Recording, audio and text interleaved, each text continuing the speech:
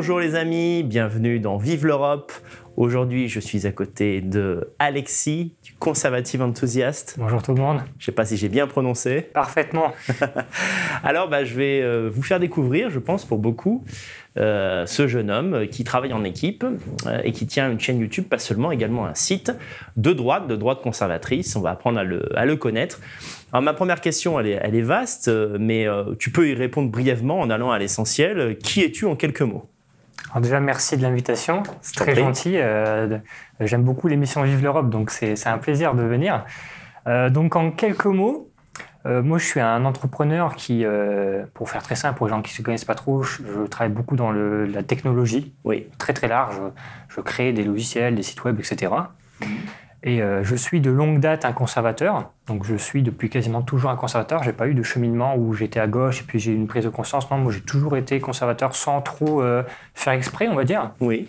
Et j'ai eu une expérience professionnelle qui s'est faite majoritairement à l'étranger. Je suis resté des années et des années à l'étranger et j'ai travaillé un peu dans pas mal d'entreprises, etc. Et il y a de ça quelques années, j'ai eu un peu une prise de conscience et je me suis rendu compte que j'avais deux compétences larges. Le conservatisme, la connaissance historique, la connaissance politique, etc. Et la compétence technique. Être capable de faire un beau site web, être capable de faire du marketing, plein de choses. Ouais. Et en même temps que je vivais à l'étranger, j'ai vu l'Europe décliner de plus en plus. Et au bout d'un moment, j'ai eu un peu un déclic. Je me suis dit, c'est un peu criminel de ne pas participer alors que je pourrais le participer, que je pourrais faire des choses que peut-être d'autres ne pourraient pas faire. Et j'ai décidé de revenir en Europe, parce que j'étais en Asie avant, donc j'étais complètement parti de l'Europe et ça ne m'intéresse plus trop. Et je suis revenu en Europe et j'ai pris le truc à bras-le-corps et je me suis dit, avec mes moyens à moi, avec mes connaissances à moi, qui sont peut-être différentes du voisin, à ma façon à moi, je vais lancer une plateforme qui me paraît judicieuse, qui me paraît, on va dire, manquée. Oui. Pour répondre à ce que moi me paraît la plus grosse problématique, qui est le déclin de l'Europe. C'est vraiment ça mon créneau principal. D'accord. Et pour répondre à cette problématique-là, pour moi, quand je fais le constat, comme on dit un peu souvent, ignorance est mère de tous les maux, mots MAUX. Pour moi, il y a un vrai problème. Tous les problèmes, en fait, on peut prendre n'importe quoi. On peut prendre l'immigration ou quoi que ce soit, on peut toujours remonter à la source. Ça revient toujours à l'éducation. Il y a un vrai problème d'éducation en Europe, surtout en France. Donc moi, en fait, je me suis dit que j'allais aller à la source et résoudre ce problème-là en lançant une plateforme qui s'appelle donc The Conservative Enthusiast. Pas beaucoup de gens la prononcent bien, donc c'est pas mal.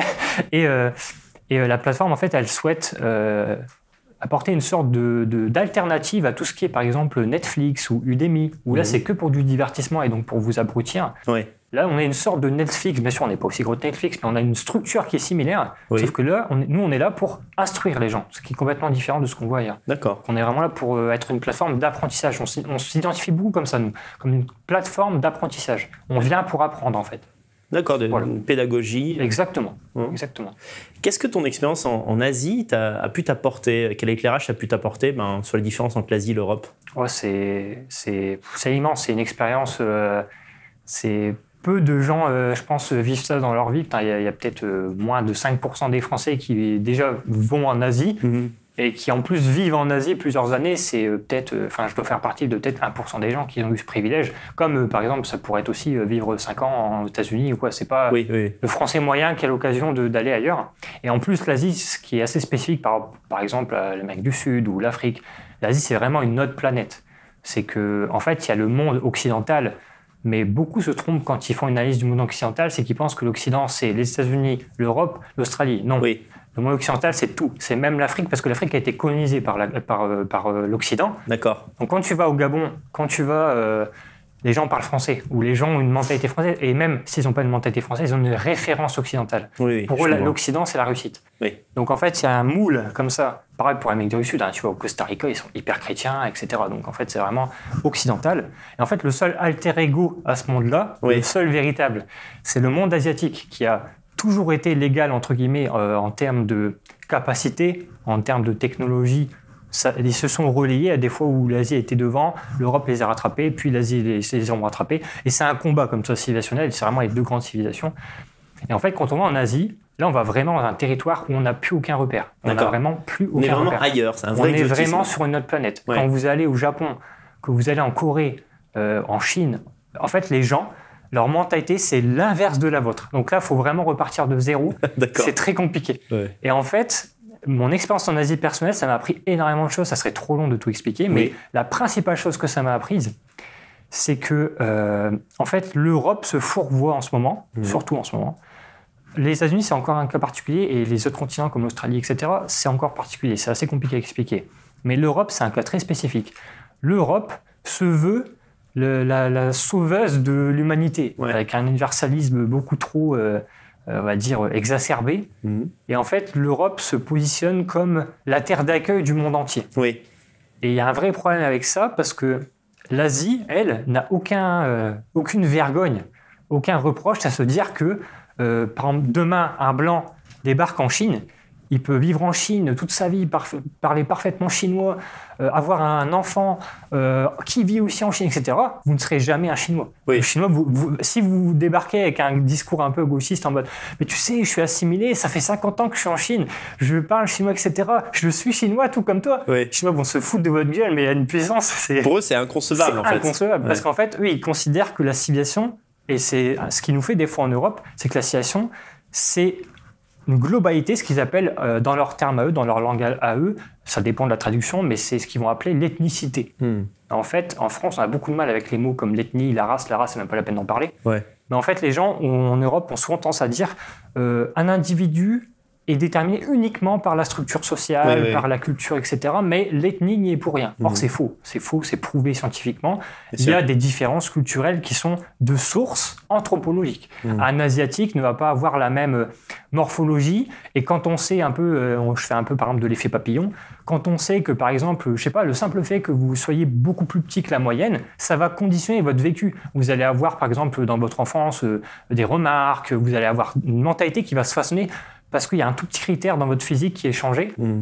N'imaginons même pas quand vous avez une couleur de peau différente, un background, mais je dirais même physique, on va dire, dans le sens votre acclimatation à un climat. Sûr, En fait, il y a plein de choses. C'est prouvé aussi par la science que, par exemple, les faciès sont, entre guillemets, plus adaptés à faire travailler certains muscles de certaines langues. C'est pour ça que, par exemple, il y a des gens qui, par exemple, sont d'origine européenne, qui vont aller voir, pour apprendre une langue, par exemple, asiatique, tonale, il y aura extrêmement mal à certains muscles de la mâchoire, parce que la langue est également le produit de ce que nous sommes. C'est ça. C'est un produit qui est très, très compliqué, et même encore aujourd'hui, les scientifiques n'arrivent pas à décorréler le pourquoi du comment, et on fait encore des découvertes. Par exemple, quelque chose qui agace souvent justement ces Européens-là qui sont très, qui sont des œillères, c'est que c'est factuel, c'est scientifique. Il y a deux races, entre guillemets, même si ce terme, j'aime pas trop cet terme, je préfère le terme d'ethnie. Il y a deux ethnies. Il y a l'ethnie eurasiatique. Moi, je fais cette différence-là. Il y en a qui différencient l'asiatique et l'européen. Moi, je ne fais pas cette différence. Il y a l'eurasiatique et il y a l'africain. C'est les deux grandes. Parce qu'après, ils sont exportés un peu partout. L'eurasiatique, il est parti aux États-Unis, il est parti en Amérique du Sud, il est parti partout. Mais les deux grandes ethnies d'origine, c'est l'Eurasie, l'Afrique. Pourquoi il y a une vraie différence? Parce que l'Homo sapiens qui est parti d'Afrique, il est arrivé en Europe. Mais les gens qui sont en Afrique et qui sont donc tirés directement d'Homo sapiens, puis qui ne sont jamais partis du continent africain, ils sont à 100% Homo sapiens. Oui. Les gens qui sont en Europe ou qui sont en Asie, ils ont du sang de Néandertal. Ils ont un génome de Néandertal. Donc, même moi qui suis plutôt du sud de l'Europe. Bien sûr. Et en fait, c'est prouvé que scientifiquement, vous tapez sur Google, ça prend 3 lignes, vous allez voir tout de suite.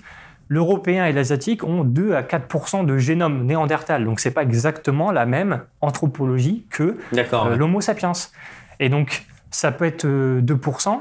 Mais en fait, ce 2%, il est énorme. Il change tout. C'est pour ça que vous allez aller en Suède ou en Corée. Ça a beau, dans l'esprit des gens, être 2 races différentes, l'Européen et l'Asiatique, c'est des blancs. Un Coréen, il est plus blanc parfois qu'un Suédois. D'accord. Et en fait, c'est vraiment une différence anthropologique majeure pour moi. D'accord. Et là où se fourvoie l'Europe, et c'est ça que m'a appris l'Asie, c'est qu'il ne faut pas croire qu'on peut façonner l'individu comme si c'était une page blanche, qu'on pouvait réécrire l'anthropologie. L'anthropologie est toujours là, c'est le réel en fait. Oui. Si vous faites 1m60, j'ai rien contre vous, mais vous pouvez vous acharner et vous dire tous les jours de votre vie que non, je suis grand. Non, vous êtes petit, c'est tout. C'est factuel. Oui. Et en fait, tout comme vous pouvez être blond, vous pouvez être peu importe, vous avez des déterminismes que vous ne surpasserez jamais. Et c'est là après où on rentre un peu dans la politique, c'est que l'immense différence entre la gauche et la droite, on pourrait passer 3 heures à expliquer, mais en fait, il y a une ligne qu'il faut comprendre. Comprenez ça, vous comprenez tout. La gauche se crée un système de pensée et veut appliquer ce système de pensée au réel. Donc en fait, la gauche pense que sa pensée, elle part des idées, va façonner le réel. Ouais. La droite, c'est l'inverse. Elle prend le réel comme il est et elle s'adapte au réel. Donc en fait, elle adapte ses idées à ce qui est déjà là, qu'on ne peut pas changer.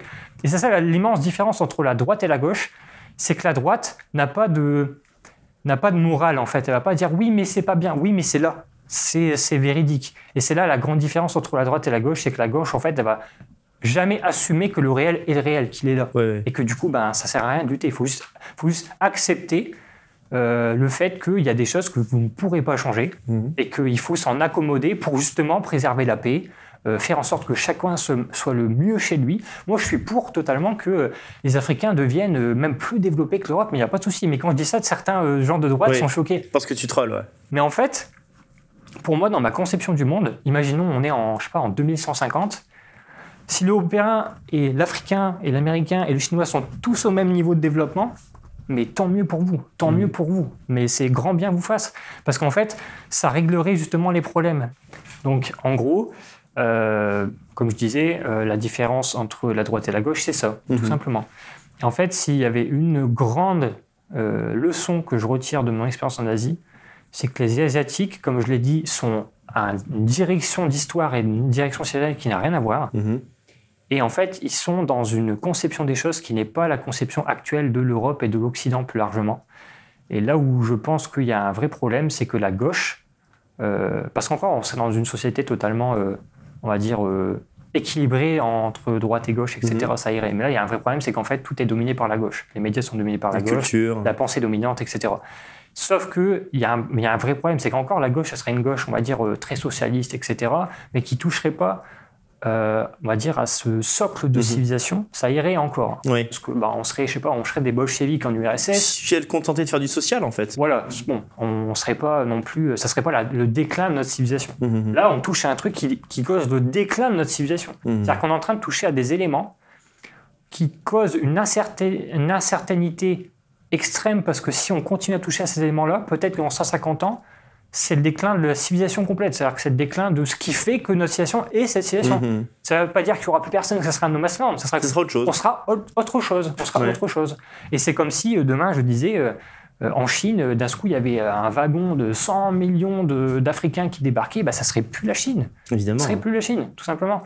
Et en fait, moi, je suis souvent accusé, mais bon, on connaît, on entend tellement qu'on fait plus de son, des trucs de fachos, etc. Mais moi, je veux beaucoup plus la paix que les gauchistes. Moi, je souhaite que l'Africain, il reste chez lui, qu'il ait du succès chez lui, qu'il développe des entreprises chez lui, qu'il soit tellement développé, qu'il puisse être égal à égal avec l'Europe, voire même supérieur s'il veut, et qu'il puisse nous racheter des choses, comme le fait en fait l'Asie en ce moment. Moi, ce que je veux, c'est que les civilisations restent elles-mêmes et qu'elles restent dans leur socle civilisationnel sans s'effacer face à une autre, etc. C'est un peu la théorie du monde multipolaire de Alexandre Dugin.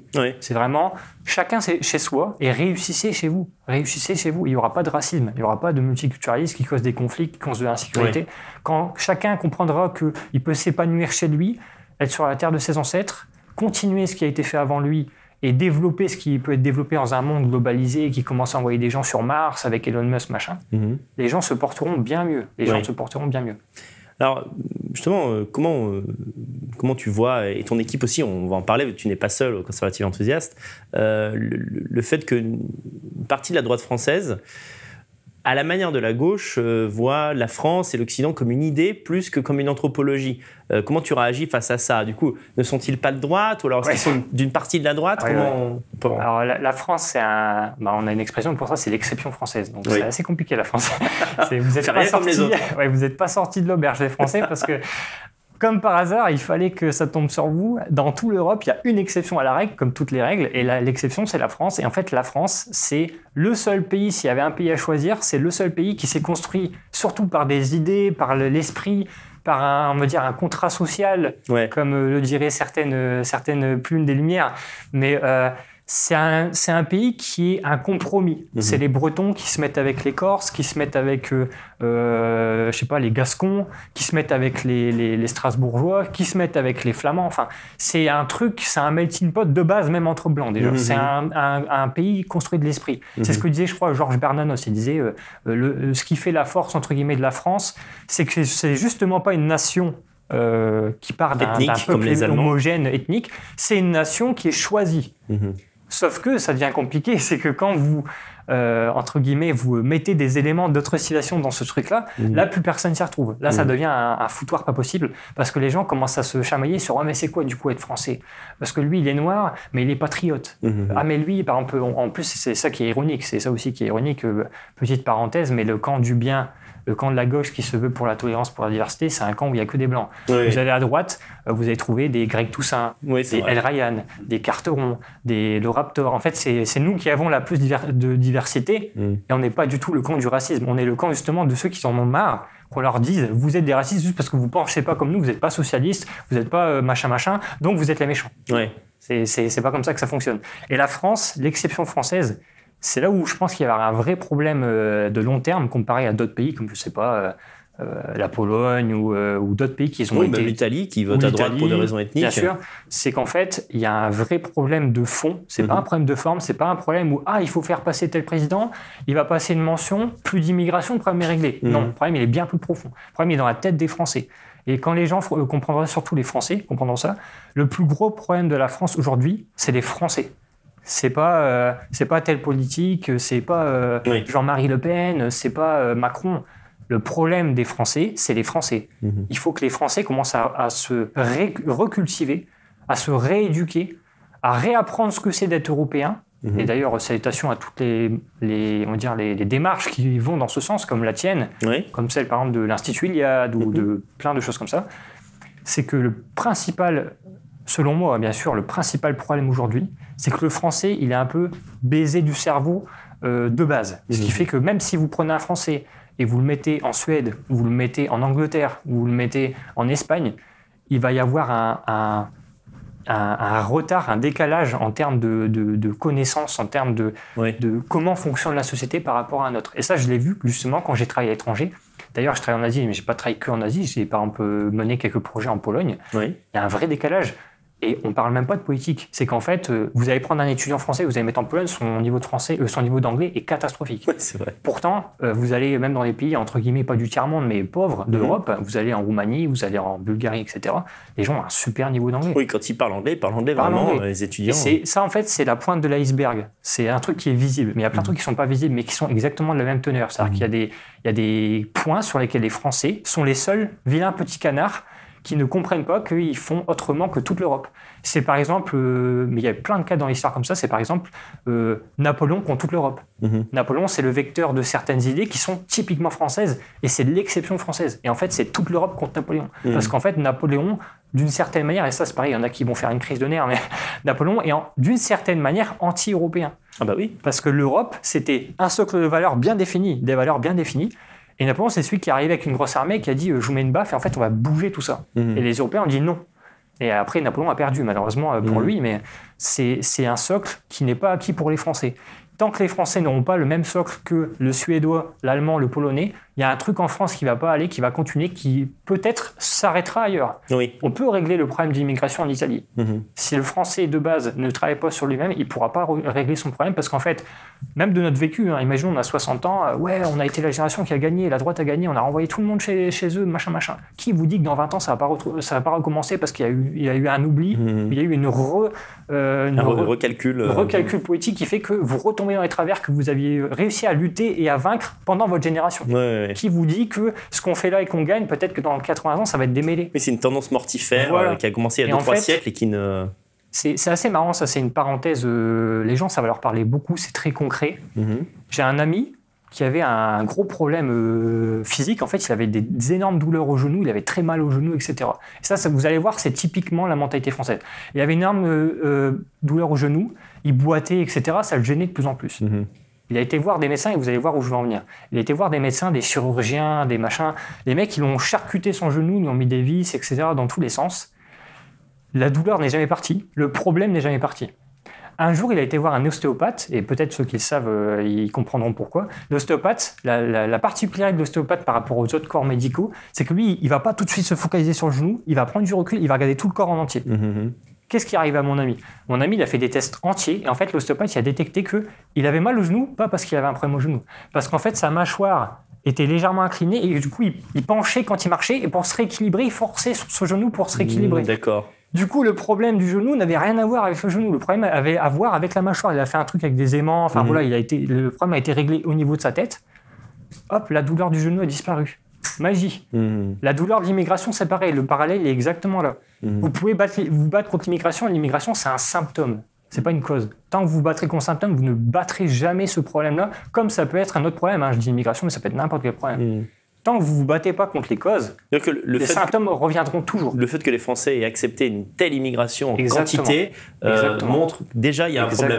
Et c'est vrai que ce que j'essaie de faire comprendre aussi à nos amis, leur dire, regardez, prenez l'exemple de la Pologne. Alors certes, les dernières élections, c'était un peu chaud, le candidat de conservateur a failli perdre, mais tout de même, la Pologne est un pays qui est quasiment à 100% blanc et où déjà il y a un vote conservateur, identitaire. Même la gauche polonaise n'est pas extrêmement invasionniste. Vous mettez le mec le plus gauchiste polonais du parti le plus à gauche en Pologne, vous le mettez ici, il est à droite de chez droite de Marine Le Pen. C'est vrai, donc il y a aussi un décalage au niveau de la droite politique en France, c'est que vous prenez par exemple Marine Le Pen, vous la mettez en Russie, c'est les bisounours. C'est ça. Même le parti communiste russe est anti-immigration, anti-machin. Enfin, il y a un décalage énorme. Et en fait, j'entends beaucoup d'ailleurs dans les jeunes qui commencent à se reprendre. Tout n'est pas noir. Il y a des gens qui commencent à se rééduquer, c'est bien, il y a un mouvement de fond qui commence. Mais j'entends beaucoup par exemple des jeunes qui disent « Ah mais si seulement on avait le niveau culturel, on avait le niveau machin des Français des années 40. » Mais les Français des années 40, les Français des années 50, les Français des années 60, c'est eux qui ont décidé de faire venir tout ça. C'est eux qui étaient déjà la source du problème. Donc il faut remonter plus loin. Après on peut remonter même encore. Ah ouais, il y a eu déjà un épurement à la Première Guerre mondiale. Mais après on peut remonter plus loin. On peut dire ah mais en fait en 1789 déjà il y avait des idées qui étaient typiquement françaises que les gens ne comprenaient pas ailleurs en Europe. Les droits de l'homiste, c'est un truc qui peut-être, je sais pas, je dis pas que j'ai la solution, j'ai la science infuse, mais il y a des éléments de fond en France qui font que vous pouvez enlever les immigrés, vous pouvez enlever le social, vous pouvez enlever tout ce que vous voulez. Vous laissez les Français à l'œuvre 20 ans, le truc va revenir. Parce qu'en fait, c'est des symptômes, tout ça. C'est pas les causes. Les causes, c'est les Français. Les Français doivent travailler sur eux-mêmes. Et c'est pour ça qu'on a une plateforme qui attaque vraiment les piliers du fond. On n'attaque pas la superficie. Vous ne verrez jamais faire un live de 4 heures sur l'immigration, on s'en fout. Parce qu'en fait, si un Français, tout comme un Suédois, tout comme un Polonais, serait déjà bien construit dans sa tête de base, on ne parlerait même pas de ces sujets-là. On ne parlerait même pas de ces sujets-là parce qu'en fait, c'est des sujets de conséquences. Ce n'est pas des sujets sources. Et en fait, nous, on se dit, si on traite le sujet source, on gagne du temps, mais il y a un temps phénoménal. Une fois qu'on sera d'accord sur la source du problème, la résolution du problème, c'est un détail. Il faut combien, ok, machin, boum, boum, c'est fait. En 3 ans, le truc, il est réglé. Comme l'a fait Poutine. Vous mettez un mec qui a compris, qui est compétent, etc. La Russie de la fin des années 90, c'était mafia partout, pauvreté extrême, insécurité extrême. Enfin, c'était alcoolisme aussi. C'était le bas du bas du bas de ce qu'on peut faire. Vous avez mis un mec solide qui a dit à tout le monde maintenant les problèmes, les vrais problèmes de fond, pas les problèmes de surface, c'est ça, on va travailler là-dedans. En 5 ans, la Russie a été relevée, remise sur pied. En 10 ans, elle a rattrapé les pays d'Occident. En 15 ans, elle est aussi menaçante que la Chine et les États-Unis. Vous voyez, le temps de réadaptation, il a fallu 15 ans. En 15 ans, la Russie de Poutine a rattrapé ce qu'a fait la France en 40 ans. Donc en fait, il y a un vrai problème de se mettre d'accord sur les causes du problème. Et après, ça aussi, il y a plein de choses à dire là-dessus. Je ne vais pas m'éterniser sur ce sujet-là, mais il y a aussi un gros problème à droite qui, encore une fois, revient à mon raisonnement qui fait qu'en fait, les Français sont déjà un peu baisés du cerveau. C'est qu'à droite, les gens ne sont pas d'accord sur le même problème. Les gens vont se dire, non, le problème, c'est l'immigration. Puis tu as le camp un peu, on va dire, je sais pas, camp européaniste, très pensée romaine, pensée grecque, qui vont dire, non, le problème, il n'est pas là, il est ailleurs. Et après, il y a la droite, entre guillemets, de Marine Le Pen, qui va dire, non, le problème, il n'est pas là, il est ailleurs. En fait, le temps qu'on se met d'accord, la gauche aura gagné depuis 40 ans. Donc déjà, la gauche gagne depuis 60 ans déjà. Donc en fait, tant que les Français ne comprendront pas qu'il faut arrêter de chamailler, qu'il faut arrêter de parler de sous-sujets, qu'il faut dire, OK, On fait comme si c'était une bobine de fil. On remonte à où ça a commencé, on remonte à la source. Une fois qu'on a trouvé la source, on se concentre sur la source, le truc va être réglé en 3 ans. Il n'y a pas de souci. Voilà. Pour en revenir à votre initiative et à votre collectif, The Conservative Enthusiast, ma question c'est déjà pourquoi avoir choisi ce titre? Pourquoi l'avoir mis en anglais? Quelle est la démarche, le sens de la démarche? Cette question. Ouais. Alors, il y a plein de raisons en fait. La première raison, c'est que notre plateforme, elle n'est pas française. Notre plateforme, elle est européenne. C'est-à-dire que déjà, ça nous surprend des fois parce qu'il y a des vidéos sur YouTube qu'on fait et il y a le petit droitard moyen qui met un commentaire en mode « Ah, vous avez mis un titre en anglais, la fin du monde, c'est pas bien !» Mais à quel moment t'as vu où sur notre site c'est marqué qu'on a un siège social en France, qu'on est français? On pourrait être belge, on pourrait être suisse, on pourrait être au Québec même, tu ne saurais pas. Et en fait, il y a des gens comme ça en France qui ont un peu une phobie de l'anglais. Mais un rappel à la réalité, l'anglais est la lingua franca mondiale et européenne. Qu'on le veuille ou non, demain, vous mettez ça. une salle avec un Autrichien, un Suédois, un Italien, un Français, ils vont parler quoi? Ils vont parler anglais. Pour communiquer entre Européens, c'est l'anglais, c'est pas le français. Donc la première chose, c'est que notre plateforme est européenne. Elle n'a pas du tout à vocation à mettre la France sur un piédestal par rapport à d'autres pays. On est à égalité avec la Pologne, la Russie. On prend tous les pays européens au même niveau. Donc ça, c'est la première raison.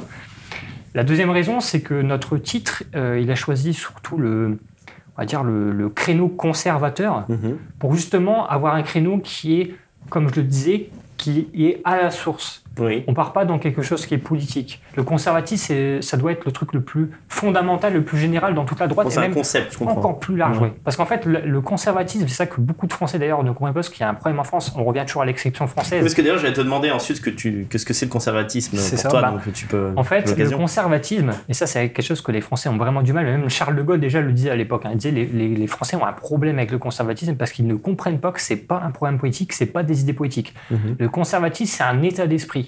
C'est ce que disaient certaines personnalités anglaises, parce que l'Angleterre, c'est un peu un bastion du conservatisme, il n'y a pas que ce pays-là, bien sûr, mais ils disaient que le conservatisme, c'est la prudence, c'est tout. C'est un état d'esprit. Le conservateur, il n'a pas d'idées préconçues, il n'en a aucune. Tout ce qu'il a, le conservateur, c'est quand on lui apporte quelque chose, il ne prend pas le truc comme génial dès le départ parce que c'est nouveau. Un réflexe de retenue face à la nouveauté et de réflexion. C'est de la prudence, tout simplement. C'est-à-dire qu'un conservateur, ça c'est un truc que les Français ont vraiment du mal à comprendre, il n'est pas contre le progrès. Un conservateur, il est juste pour se dire, quand quelque chose de nouveau arrive dans la société, on va prendre le temps de regarder ce que c'est en profondeur, de l'analyser, pour voir si cet élément ne va pas changer les éléments qui sont les colonnes de notre civilisation. Si la chose qui arrive, qui est nouvelle, ça peut être n'importe quoi, ça peut être le téléphone portable, ça peut être une innovation incroyable, ça peut être même des nouvelles idées totalement nouvelles dans la société, mais en fait, le conservateur, qu'est-ce qu'il veut? Il veut que toute chose nouvelle en politique, en technologie, etc., qui arrive dans la société, ne perturbe pas les colonnes fondatrices des éléments qui font que cette société-là est ce qu'elle est par rapport à la société voisine. Par exemple, typiquement, un conservateur, je ne sais pas, je prends un pays au hasard, un conservateur allemand, s'il voit arriver chez lui une notion qui ferait que ce qui fait que l'Allemagne et l'Allemagne, ça change, c'est le rôle du conservateur de dire attention, on n'est pas la France, on n'est pas l'Italie, on est l'Allemagne. Si vous touchez à ce truc-là, on va changer la nature de ce qu'on est en tant que peuple. Attention. Et c'est là où il y a un stop à mettre en termes de prudence.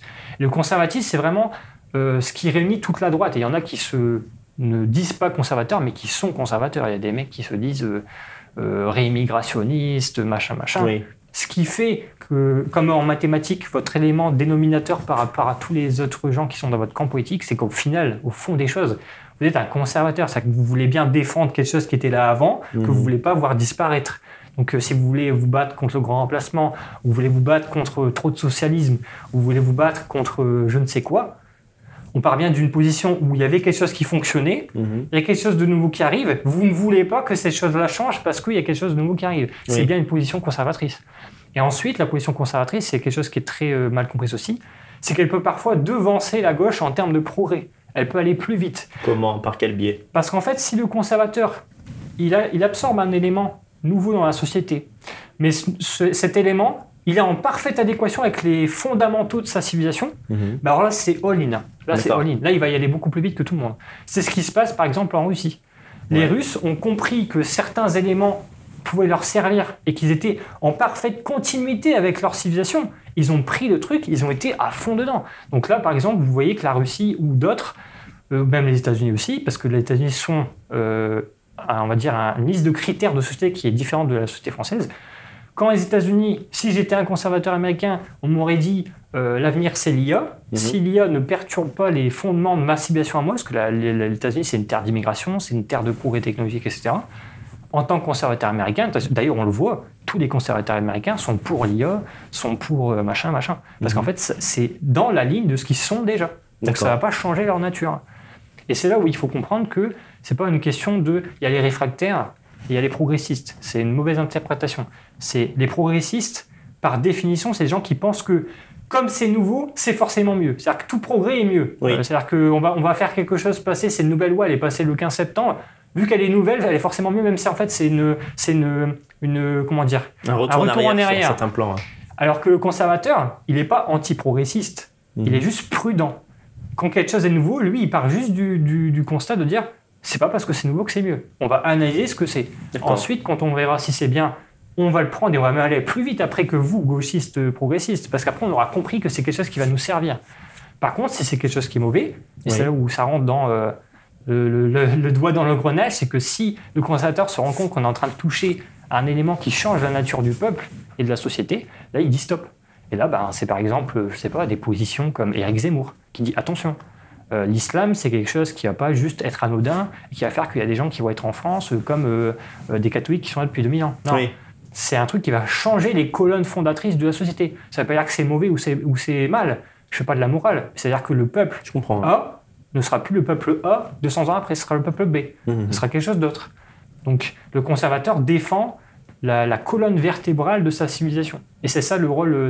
En fait, le conservateur de tout temps, c'est le gardien de la civilisation. Vous pouvez voir les grandes figures.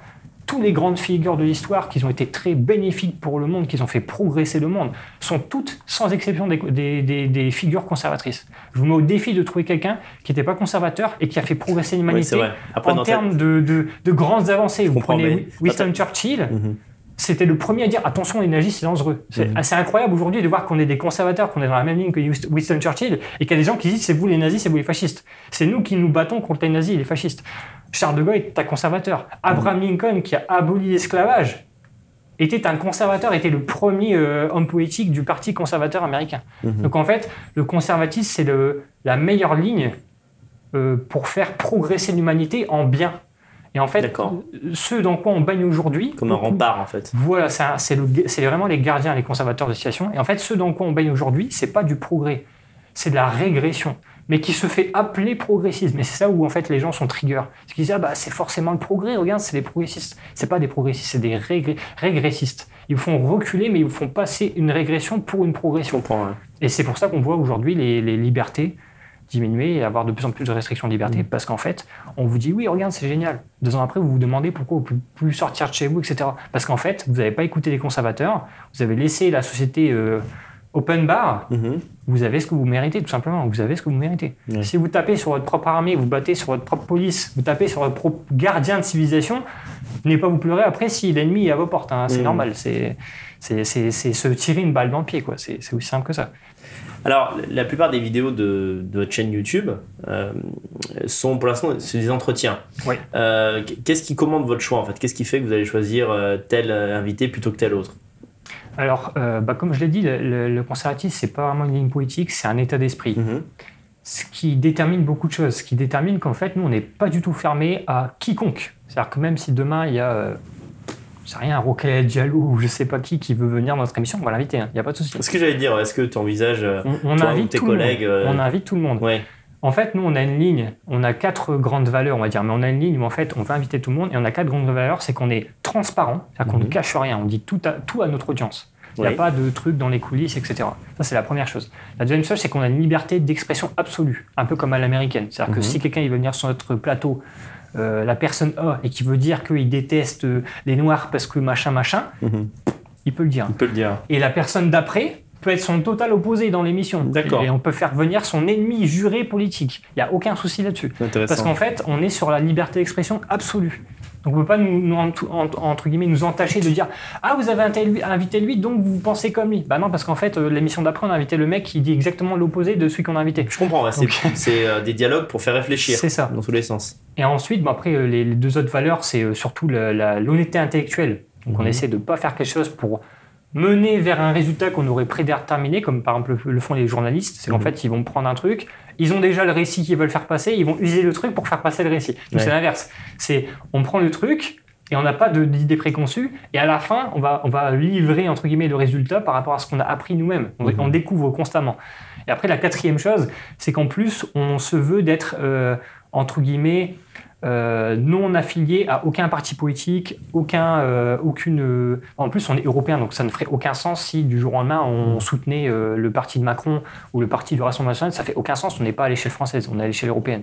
Donc il y a des partis, par exemple en Italie, qui auraient un programme qui serait l'opposé d'un autre parti en France qu'on soutiendrait en même temps. Donc en fait, il y aurait des conflits d'intérêts, ça serait intenable. Oui, donc en fait, on est lié à aucun parti. Donc en fait, nous, notre ligne, c'est juste inviter des gens. Le but final de l'émission et des entretiens qu'on fait, c'est de permettre aux jeunes qui nous écoutent, et même moins jeunes, mais des gens qui veulent se construire une culture générale assez solide, d'avoir un panorama le plus large possible des personnalités, des invités, des idées, etc. Et nous, on est foncièrement convaincus que si vous laissez les gens parler entre eux un certain temps, sans les couper, sans leur imposer des trucs, sans leur mettre dans des émissions à la con où toutes les 3 minutes on leur met des trucs, voilà. Si on laisse les gens, vous enfermez les gens dans une pièce, vous les laissez débattre pendant X temps, jusqu'à temps qu'ils se mettent d'accord, au bout d'un moment ils vont être d'accord et la vérité jaillira. Et ça, c'est un concept aussi qui est très intéressant, c'est aussi quelque chose qui est aussi différent d'autres choses qui se font à droite, c'est que nous on est convaincus que la meilleure façon de, entre guillemets, détruire le gauchisme, c'est de le laisser parler. Parce qu'en fait, si le gauchisme est si bien, laissez-le. Laissez-le. Oui, ils vont convaincre les gens. Vous êtes vraiment libéral dans l'esprit. Exactement. Ouais. Et en fait, nous, on est convaincus justement qu'en invitant un gauchiste, en ne le coupant pas, en lui donnant le micro, on dit vas-y, parle pendant 1h30, explique le bout du bout de tes idées. Les gens vont se faire un avis. Et en général, malheureusement pour eux, ils viennent, ils exposent le bout du bout qu'ils peuvent jamais dire à la télé parce qu'ils sont toujours coupés. Ils vont dans l'absolu de leur raisonnement. Et là, les gens, le petit gilet jaune de 30 piges chez lui, il va faire ah ouais, c'est ça qu'ils pensent vraiment en fait. Ah ouais, non, c'est chaud en fait. D'ailleurs, c'est bien le problème de la télévision française, c'est qu'en fait, elle laisse parler seulement du superficiel. La gauche, et lorsqu'elle invite la droite, c'est dans un contexte où elle ne peut pas développer ses idées. Exactement. Donc les gens ne peuvent pas juger vraiment. En fait, c'est ça à gauche comme à droite. Si vous laissez les gens de gauche parler jusqu'au bout, dérouler tout leur raisonnement, vous êtes sûr qu'il y a 80% des gens qui vont dire ah, c'est ça en fait qui pense Mélenchon, ou c'est ça qui pense machin. Ah, en fait, non, je suis pas du tout dans sa ligne. Et pareil à droite, comme tu l'as dit, on va inviter Jean Messia sur TMP-MP tous les 4 soirs. On lui coupe constamment la parole, et en fait, il y en a plein qui le diabolisent parce qu'ils ne l'écoutent pas, ils ne savent pas ce qu'il dit. Et là, vous allez poser 1h30, il va vous expliquer le raisonnement, en fait, pourquoi je pense comme ça, pourquoi machin. Les gens ils vont dire ah, mais en fait, c'est du bon sens. Ben voilà. Non, mais complètement. Je suis convaincu que c'est prenons quelqu'un qui a une façon de s'exprimer assez conventionnelle, alors qu'il est assez radical sur le fond. Si Jean-Yves Le Gallou passait à la télé et parlait pendant 1 heure sans interruption, les gens seraient d'accord avec lui. Bien sûr. C'est évident, c'est du bon sens.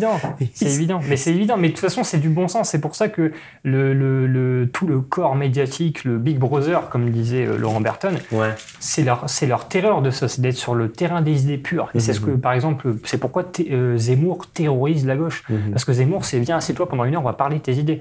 Là, ça fait peur. Là, il y a Mélenchon qui n'est jamais passé devant Zemmour. Là, il y a, voilà. C'est un combat qui fuit, parce que ils sont sur des trucs beaucoup plus doux. C'est insidieux, c'est le marketing, c'est l'affiche qui montre la femme blanche contente avec l'homme noir. C'est des trucs qui vont aller dans votre esprit, mais jamais ils vont se poser devant vous pendant 1 heure pour vous expliquer le fond de leurs idées. C'est quelque chose qui va se faire tout doucement.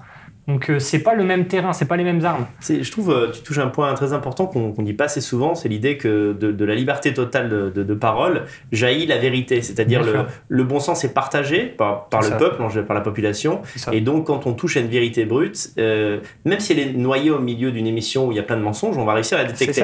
Et je voudrais parler de 2 choses. La première, c'est que quand j'étais gosse, quand j'avais 10-15 ans, je regardais Tout le monde en parle, c'est de Thierry Ardisson, et c'était, faut quand même reconnaître, c'était le concept de l'émission. Il y avait une petite orientation gauchiste, mais dans cette émission, il y avait Marc-Edouard Nab, il y avait Soral, il y avait d'autres conservateurs. Il y a 2 choses en plus que ce que tu dis, c'est totalement vrai. C'est que, première chose, c'est que dans le temps présent, dans ce qui se fait aujourd'hui, tu pourras remarquer que tous les gens, quand par exemple il y a Cyril Hanouna qui invite telle personnalité de droite qu'on voit jamais, ça marche mieux, tout le monde est en mode « Ah, mais enfin, il a invité quelqu'un qu'on n'entend jamais, tout ça », parce qu'en fait, les gens veulent écouter. Et deuxième point, si on repart plus dans l'histoire, c'est aussi ce que tu dis d'une certaine manière, si vos idées sont géniales, pourquoi vous ne laissez pas à l'air libre que les gens puissent les faire un peu frictionner, quoi, pour qu'on voit un peu. Qu'est-ce qu'a fait, par exemple, l'URSS quand ils sont arrivés au pouvoir? Le premier truc qu'ils ont fait, c'est on brûle tous les livres, on empêche l'éducation, on empêche l'accès à machin. Ça marche que par la coercition, leur système. C'est ça. Et en fait, ça fonctionne seulement si vous ne voyez pas 80% du truc. Mais si on vous montre tout, les gens vont commencer à débattre, à discuter. Le truc, il s'écroule en 3 ans. Donc c'est pour ça que nous, en tout cas, on pense qu'on est sur la bonne ligne à ce niveau-là. C'est pour ça d'ailleurs qu'aux États-Unis, le Parti conservateur américain est beaucoup plus gros qu'ici. C'est vraiment 50-50, 50-50. Pourquoi? Parce que les gens parlent beaucoup plus et ont zéro tabou sur la liberté d'expression. Aux États-Unis, c'est un pays, par exemple, où vous avez le droit d'avoir des croix gammées sur le droit machin. Personne n'a le droit de vous dire que c'est illégal. Le policier, il a le droit de rien vous dire. Parce que c'est la liberté, on ne la touche pas. C'est le premier amendement ou le second amendement, je ne sais plus. Le deuxième, c'est les armes et le premier, c'est la liberté d'expression. Et c'est un truc qui est fondamental pour eux. Et ça, c'est une raison, je disais tout à l'heure, les Français, ils ont un problème un peu beaucoup plus profond que ce qu'ils pensent. C'est un des problèmes, c'est qu'en France, typiquement par rapport aux États-Unis, on n'a pas cette culture de les étiquettes, on empêche les gens de parler. Absolue, c'est impossible. Mais je te citais l'exemple d'Ardisson parce que moi, je regardais énormément d'émissions et par la force des choses, je suis resté au contact des gens de droite qu'il invitait. Tu vois, parce que souvent il y a cette idée, on sacralise un peu, même des fois le canapé de Vive l'Europe est sacralisé. Si j'invite quelqu'un qui n'est pas de droite, on va me dire t'as tout gâché, t'as trahi, etc. Je dis mais non, c'est l'occasion aussi de rentrer dans leur psychologie.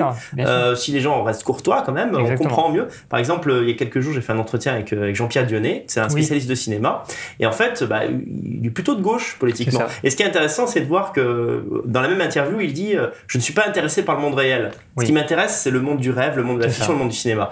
Et à un moment, il a une réflexion sur l'immigration qui est contraire à ce que je pense, mais je me suis dit, est-ce que je la laisse? Parce qu'en fait, il valorise l'immigration. Mais si je la laisse, parce que ça correspond à sa psychologie, ça fait comprendre pourquoi on pense ça, et pourquoi on pense autre chose. Exactement. C'est intéressant. Et c'est typique, c'est frappant aujourd'hui, c'est que si vous invitez des gens qui ne sont pas sur votre ligne politique, votre audience va vous dire « Ah, c'est pas bien ».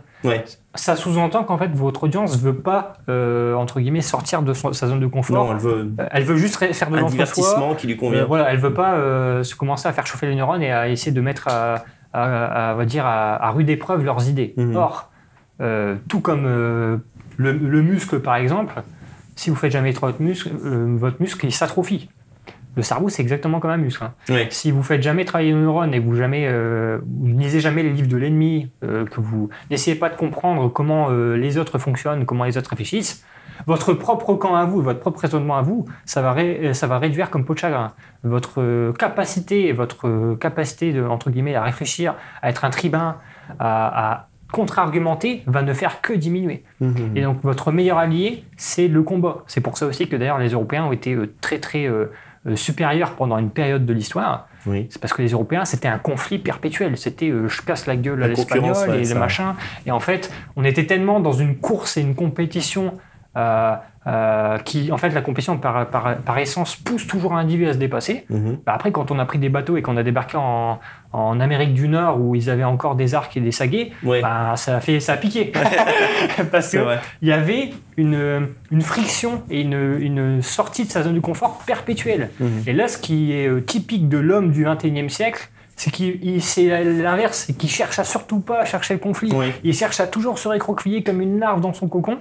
Mais en fait, plus vous faites ça, plus vos libertés diminuent, plus vos idées diminuent, plus votre capacité à affronter le réel diminue. Je comprends. Donc, au contraire, allez avec grand sourire débattre avec les gauchistes, parce que vous allez apprendre, vous allez vous affûter, vous allez comprendre comment l'ennemi fonctionne, vous allez, entre guillemets, aiguiser vos idées, vous n'avez que des choses à gagner. Rien à perdre, à part le fait de, avoir vu la tête de tel gauchiste, c'est chiant, je vais aller fumer une clope, boire un café, ça passera, j'ai passé une mauvaise heure, mais vous allez en tirer que du bénéfice. Je vois aucun point négatif à débattre avec l'ennemi, aucun. Alors, l'originalité du travail de toi et ton équipe, c'est focalisez pas seulement sur l'intellectuel, mais aussi sur ce que j'appellerais la culture de droite, même la contre-culture de droite, les codes, les vêtements. Par exemple, il y a une émission, c'est Histoire de fringues. C'est ça, ouais. Quel est le but derrière ça, en fait? D'ailleurs, petite salutation à Alex Cormac qui fait partie de l'équipe, parce qu'en fait, on a une équipe... Super bien filmée, d'ailleurs, l'émission. Super bien, super bonne qualité. En fait, on a un noyau dur, on va dire une équipe de rédaction, où là, on est vraiment ceux qui sont derrière le média, au niveau technique, qui vont écrire, etc. Et après, on a une équipe un peu élargie, où en fait, on a des partenaires qui vont parfois, par exemple, nous mettre une émission dans notre plateforme, apporter un contenu de manière ponctuelle. Et en fait, ça fait une équipe élargie qui fait quand même pas mal de choses très variées sur plein de sujets. Et c'est une très bonne question, c'est que ça revient à mon raisonnement, c'est que nous, on travaille la source. Oui. Si vous dites à quelqu'un, oui, il faut penser comme ça, il faut penser comme ça, mais que le mec, c'est une larve, il est chez lui H24, il regarde Netflix, il s'habille comme une merde, il bouffe de la merde, il fait pas de sport, enfin voilà, vous voyez le tableau. En fait, comment il va pouvoir être solide et avoir une grosse culture générale et avoir une colonne vertébrale politique bien et que sa vie privée est déplorable et qu'il a une mauvaise hygiène de vie, etc. En fait, nous, on pense que c'est un tout. C'est corpore sano, machin, la fameuse phrase. L'esprit sain, le corps c'est sain. Ça. Et en fait, on pense qu'on ne peut pas dire oui, l'américanisation du monde et tout, et avoir une paire de Nike, avoir un téléphone Apple, enfin, vous voyez le truc, c'est que vous ne pouvez pas dire c'est mauvais sur tel point, mais tel point, je baigne dedans, mais il n'y a pas de souci. Non, si votre voiture, c'est une voiture japonaise, votre téléphone, c'est un téléphone américain ou chinois, votre voiture, enfin, voilà, vous voyez le truc, c'est que vous baignez dans quelque chose que vous combattez H24, vous n'avez que risque à devenir fou complètement. Vous allez devenir fou si vous luttez contre un truc où en fait c'est vous-même. Vous êtes un petit Américain qui vit à l'américaine, mais vous êtes contre l'américanisation. Vous êtes contre vous-même en fait. Et nous, ce qu'on cherche à faire, c'est, on utilise souvent cette phrase, incarner vos idées. Oui. C'est-à-dire que c'est même plus important d'incarner et de ne pas parler d'idées, de ne pas faire de débat. Mais si vous vous incarnez tout seul, vous allez séduire. Oui. Et nous, on dit toujours, c'est beaucoup plus efficace de séduire que de convaincre. Arrêtez d'essayer de convaincre les gens. Séduisez-les. Il y a beaucoup de gens que je vois qui passent à droite, et ça c'est typique, qui montre où est la vérité en ce moment, où est le réel, dans quel camp est le réel, c'est qu'il y a énormément de gens qui passent de gauche à droite, mais il n'y a jamais personne qui passe de droite à gauche. Pourquoi ? Parce que des fois, il y a des gauchistes, ça arrive, il y a des gauchistes qui rencontrent des gens de droite au coin d'un bar ou des choses comme ça. Et en fait, la personne en elle-même va les convaincre, pas les idées. Oui. Mais en fait, ce mec dit ça, mais il est comme moi, puis il est bien en fait, puis c'est un cadre, puis il est pas fou, et puis en fait c'est ça qui va les convaincre. C'est pas le fait de dire oui mais tu sais dans telle économie il y a 3% en fait t'as tort. Non, c'est pas ça qui convainc les gens. Les gens c'est des humains, l'humain est irrationnel. Il est convaincu par les émotions, pas par la raison. Donc en fait si vous arrivez à comprendre ça, bien présenter l'idée vaut mieux que l'idée finalement. On l'a vu avec énormément de mouvements comme par exemple Génération Identitaire qui s'est fait dissoudre. Génération Identitaire a su convaincre beaucoup plus de gens en mettant Thaïs sur le tableau, en présentant bien, en étant poli, en montrant l'exemple, qu'en mettant des banderoles sur les 4 mosquées de Paris. Enfin, vous convainquez les gens parce que vous donnez envie aux gens qui vous ressemblent. Vous donnez envie aux gens de se dire hey, j'ai envie d'être comme lui, c'est pour ça qu'ils vont aller dans votre camp. Si vous dites aux gens ouais j'ai raison sur tout machin, mais que vous êtes grincheux et que vous donnez pas envie d'être dans votre camp, mais personne ne va vous rejoindre. Ça, c'est un truc que je répète souvent à mes abonnés, notamment privés. Je fais un peu du développement personnel, tu sais, il faut le faire. En privé, parce qu'ils ont un petit comité, comme ça on peut bien se cibler sur les gens. Je demande d'ailleurs aux gens de me dire qu'est-ce qui va pas dans votre vie, on va essayer de voir ce qui peut clocher. Et alors moi, autant, tu sais, j'ai plutôt un profil artistique, je suis pas le jeune entrepreneur, beau gosse, bien musclé, etc. Mais je compense par beaucoup de joie de vivre. Et par exemple, la joie de vivre elle est communicative. Et je dis, voilà, si tu dis je suis de droite, mais que tu as l'air d'avoir une vie médiocre, ben, les gens vont se dire, même s'il a raison, j'ai pas envie d'être comme lui. Il y a un jeune qui m'a dit ça, parce qu'on a beaucoup de jeunes dans notre audience, donc ça me permet de rencontrer des gens qui sont très variés, qui viennent de plein de profils. Il y a un jeune qui m'a dit exactement ça.